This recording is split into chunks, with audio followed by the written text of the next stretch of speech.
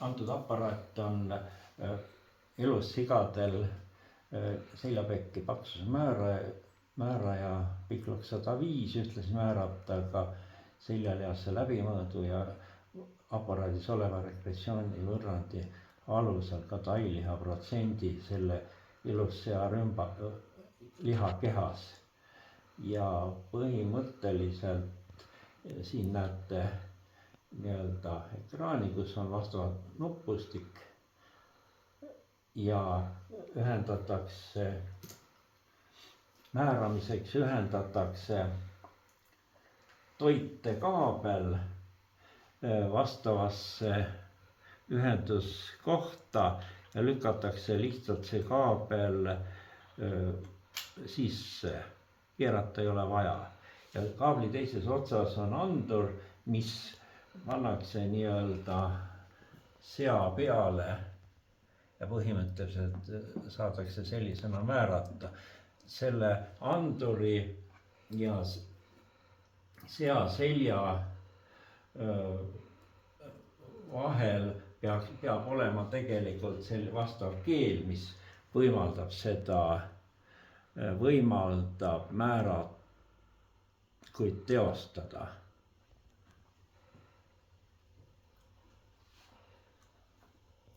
Alustasin. Sigadel seljapeki paksuse määramiseks on kõigepealt vaja vajutada nupul on-off,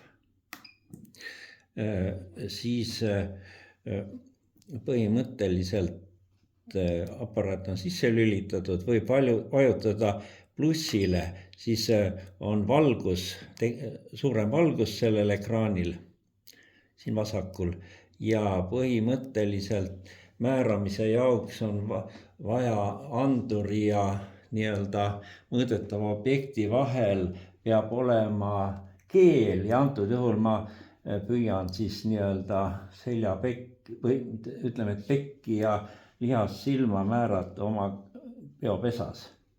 Nii, vajutan põhimõtteliselt nupule tärn, nii, tuleb peamenüüsse tuleb tööprinter ja tööprinterit me ei kasuta, see kursor pilgub töö osas ja nüüd vajutan uuesti tärnile, nii, veel kord tärnile ja siis tuleb ette farm, põhimõtteliselt on võimalik aparaati sisestada farmi number, aga antud juhul pole vaja. Järgmine seanumber on võimalik sisestada, aga antud juhul samuti meil pole vaja seda. Edasi pesakonna number, samuti jätame ta tühjaks ja sea vanus ka pole vaja. Sea kaal samuti ei ole vaja ja läheme edasi ja siis tuleb X1, X2 mõõda ja kontakt ja nüüd põhimõtteliselt tekkis ekraanile X1 peki paksus on 18 millimeetrit ja lihasse läbimõõt 44 millimeetrit. Ja kui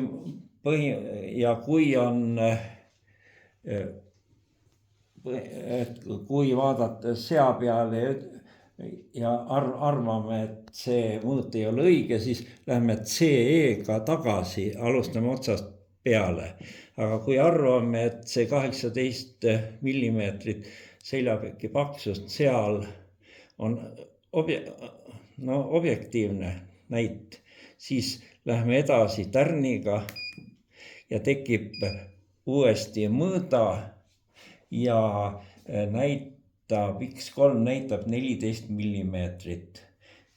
Ja antud juhul ma muidugi mõõdan käes ühes kohas, aga sigade puhul on niimoodi, et kõigepealt alustate viimase ribi kohalt, selja keskjoonest 7 sentimeetrit külje poole ja nüüd see teine X3 mõõt saite nii, et 10 sentimeetrit sellest eelmisest mõõtekohast tulete ettepoole.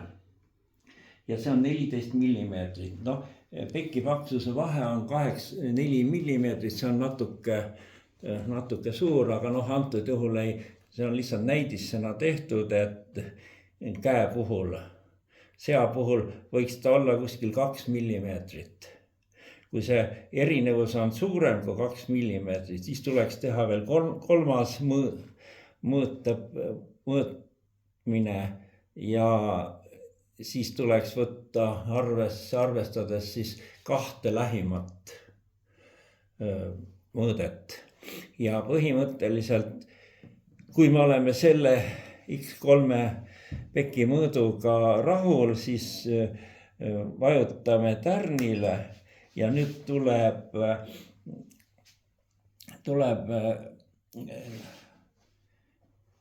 ekraanile 2 pekimõõtu. X1 on 18 millimeetrit, X3 14 millimeetrit, X2 on liha seljaease läbimõõt, see on 44 millimeetrit ja aparaat arvestab välja tailiha protsendi lihakehas, see on siis 57,8. Noh, antud juhul ma ei tea, mida ta mul siin arvestas, aga seal on ta kuskil teil üle 60, 64 keskeltläbi peaks olema.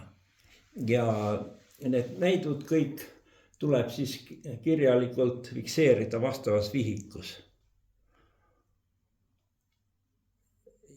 Ja siis, kui tahate põhimõtteliselt välja minna CE-ga, nupule CE vajutades, te saate uuesti töörežiimile ja võite alustada järgmist määrangut. Või siis, kui päris välja tahate minna, siis vajutate on-off nupule. Ja nii palju ütleks, et minu soovitus on selline, et mitte seda väga suurt valgust kasutada, tähendab siin selle pluss nupule mitte vajutada, sellepärast see koormab rohkem seda patareid, ütleme, selle aparaadil. Ja võib juhtuda, et kõiki mõõtmisi ei suuda sellel päeva jooksul teostada. Ja välja saab minna, vajutad on-off 3 sekundit ja ongi protseduur läbi. Ja nii palju ütleks juurde, et enne armi minekut tuleks kuskil nii-öelda laadida aparaati. Manual ütleb, et 8,5 tundi.